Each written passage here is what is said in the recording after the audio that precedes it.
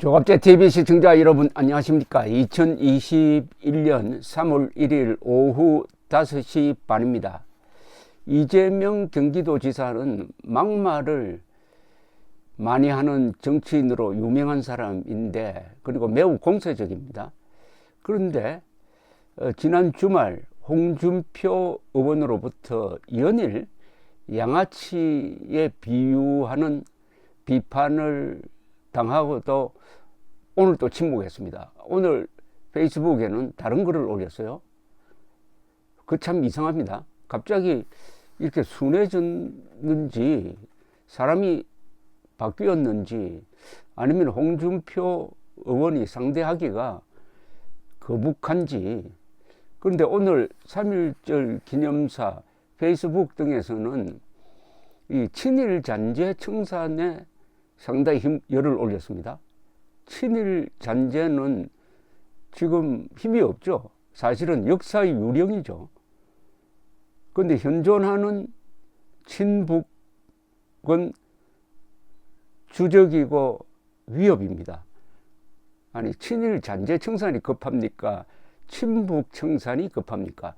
친북은 적이고 현실입니다. 친일은 없어요. 친일파 살아있는 사람 없습니다. 기껏해야 잔재, 그림자를 청산하겠다는 겁니다. 거기에 열을 올리는 이재명 지사가 대통령이 되면은 아마 한일 관계는 파탄나고, 따라서 한미일 동맹은 해체될 것이고, 그러면은 가장 좋아할 사람은 김정은이죠. 지금 이재명처럼 북한을 주적으로 보지 않고 일제를 거의 적으로 보는 것 같은 이런 역사관을 가진 대통령이 등장하면은 한미일 동맹 해체는 눈에 불보듯 뻔합니다. 오늘 3.1절 기념사에서 뭘 했는지 제가 소개를 해드리면서 저의 평가를 덧붙이겠습니다. 나치 독일을 비롯한 패전국은 영토 분할이나 전쟁 배상금 등 전쟁 책임에 따른 제재를 받았다. 하지만 나치 독일만큼 전쟁 책임이 막대한 일제가 아니라 피해 당사자인 한반도가 분할되는 아픔을 겪어야 했다. 그렇게 비극은 잇따른 비극을 몰고 왔다. 이거 정확하게 써야죠. 한반도 분할은 누구 책임입니까? 한반도 분할은 1차적으로는 일본 책임이라고 볼 수가 있습니다. 왜냐하면 빨리 항복을 했어야죠.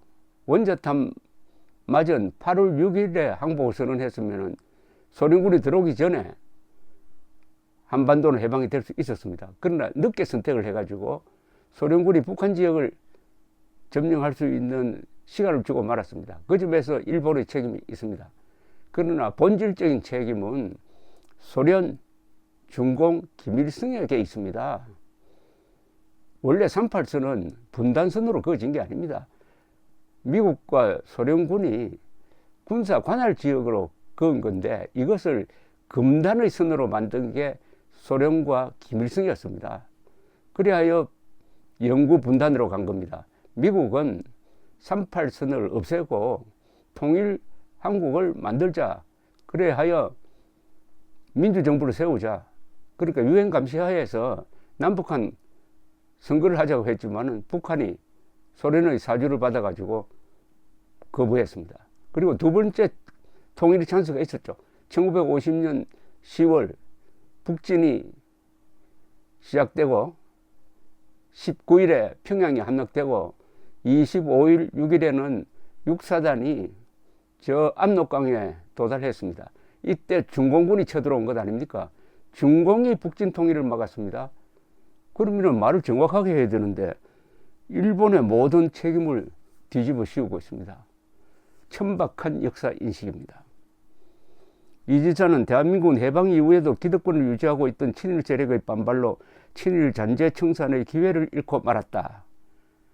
경기도가 친일 잔재 청산에 나선 이유라고 밝혔는데, 이승만 정부가 그 어려운 시기에도 1948년에 반민특위를 만들어 가지고 나름대로 친일 청산을 했다는 역사적 사실을 외면한 주장입니다. 그때 이승만은 아주 어려웠습니다. 우선 공산주의자들과 싸우는데도 바빴습니다. 공산주의자들과 싸우는 데는 일제 시대에 수사기관에 종사하면서 공산주의자 수사를 했던 사람들이 필요했습니다. 그 사람들이 기술을 받아들인 겁니다. 또한 군대를 만드는 데는 일본 군대에서 싸워본 경험자가 필요했습니다. 그 사람들의 도움이 필요했습니다. 그럼에도 불구하고 반민특위 만들어서 악질적인 친일파 청산을 했던 겁니다. 왜 안 했어요? 했습니다. 이 지사는 친일 행적을 잊지 않고 기억하며 반면교사로 삼을 수 있도록 지역 친일 인사 257명의 행적을 알리고 도내 친일 기념물에 친일 잔재 상징물 안내판을 설치하겠다고 다짐했습니다. 이 지사는 무형 친일 문화 잔재 청산을 위해서도 더욱더 세심히 살피겠다. 일제는 창씨 개명을 통해 선열들의 독립의지를 말살하려 한 것처럼 지역의 이름을 강제로 빼앗아 이 강토를 영원히 유린하고자 획책했다. 이에 경기도는 일제가 강제 개칭한 도내 각 지역의 지명 변천사를 살펴보고 이름을 되찾는 일도 진행하고자 한다고 천명했는데, 기껏 하겠다는 게 지명 바꾸기 정도입니까? 기껏 하겠다는 게 논란이 많은 친일 행위자 흠집내기입니까? 여기 257명 대부분이 아마 일본 일제시대 때 일본에 순응했지만은 대한민국 선 이후에는 대한민국의 발전을 위해서 노력한 사람들이 대부분입니다. 257명은. 그 사람들의 흠집을 내면은 대한민국을 위해 공헌한 그 행위도 매도당하는 것 아닙니까? 이게 공평한 잔재 청산입니까? 왜 지금 와가지고 이 시대가 이렇게 흐르고 대한민국의 국력이 이렇게 커졌는데 친일 잔재, 그것도 친일 청산도 아니고 친일 잔재 청산을 합니까? 역사 유령과 싸우겠다는 거 아닙니까? 그 길을 해야죠. 그 길. 일본에 이기는 게 진정한 친일 청산 아니겠습니까? 그런데 그 길은 박정희가 70년대에 시작한 중화공업 건설을 이어받은 전두환 시절에 이루어졌습니다. 1980년대 10년간 연평균 경제 성장 10.1%는 세계 1위였어요. 일본의 3배였습니다. 그래서 일본을 따라잡을 수 있게 된 겁니다. 지도자와 국민들이 함께 실력으로 해냈습니다. 1인당 GDP에서 이제 한국과 일본은 거의 같습니다. 수원에 있는 삼성전자가 일본의 모든 전자업체를 합친 것보다 더 큰 회사를 지금 돌리고 있습니다. 이게 그 길입니다. 이게 그 길이에요.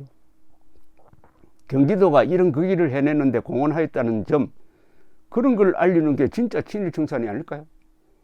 삼성전자를 선전해야 친일 청산이 되는 것 아닙니까? 왜 이렇게 소극적이고 아주 패배주의적인 이런 천박한 친일 잔재 청산을 하겠다는 건지 그 의도는 좀 알만합니다. 이재명식으로 친일 청산을 하려면은 장씨 개명한 아버지를 다 족보에서 파내버리고 이재명 씨의 아버지 그 선대는 장씨 개명 안 했을까요? 좀 알고 싶은데요. 장씨 개명, 일제시대 때 장씨 개명 안 한 분들 계십니까? 그리고 지명을 바꾼다. 모든 지명은 한 번 정한 다음에는 세월이 가면은 그것은 바꿀 수가 없어요. 그건 역사가 되는 겁니다. 역사는 함부로 바꾸는 건 아니죠. 그리고 역사는 또 영욕입니다. 영광된 역사도 있고 욕된 역사도 있게 거기 뒤섞여 있는 게 영욕의 역사입니다. 영욕의 역사는 같이 가야 되는 겁니다. 그 중에 더러운 것만 빼낸다? 그거는 역사 조작이죠. 오만한 자들이 하는 이야기입니다.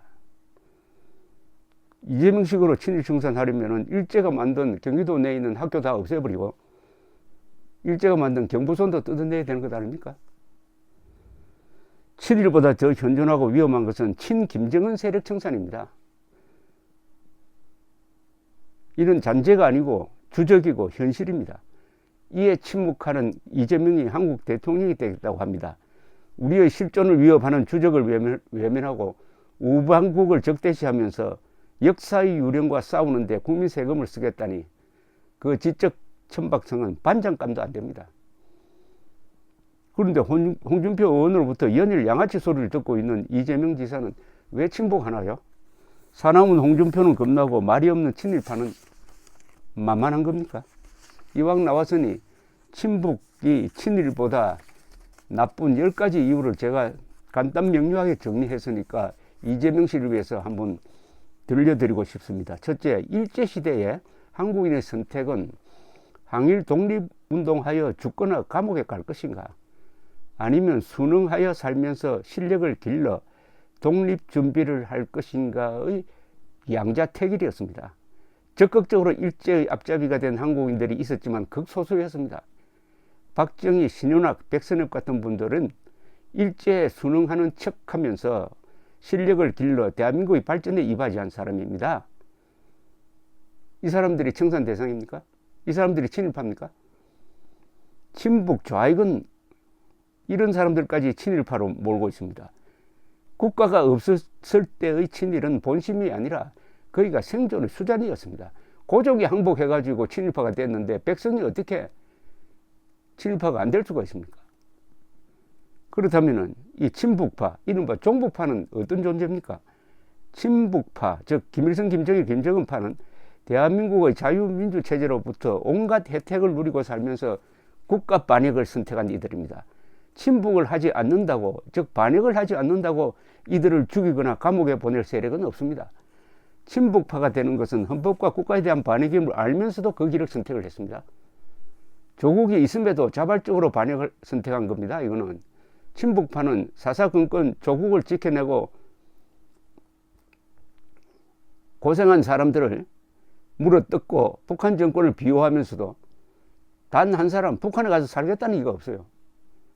대부분의 친일파 인사들은 대한민국이 건국한 이후에는 조국 건설에 참여해가지고 일제 때 배운 기량을 공동체를 위하여 썼습니다.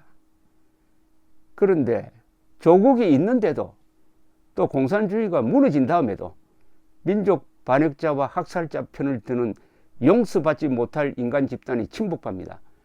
그러면 이재명 씨는 친일 잔재 청산을 해야 됩니까? 친북파와 싸워야 합니까? 또 현재 살아있는 친일파는 없습니다. 그런데 친북파는 지금 힘이 세요. 그러면 누가 더 위험합니까? 친일파의 상당수는 제2차 세계대전 때 정보가 부족해서, 즉 일제가 승리하고 있다고 믿고 친일 행동을 했습니다. 친북파는 대명천지에 정보화 시절에 김정은과 김정일과 김일성의 악마적 행패를 다 알고도 이들에게 혼을 팔고 있습니다. 모르고 한 친일파와 알고 하는 친북 반역, 누가 더 위험하고 누굴 더 먼저 청산해야 합니까?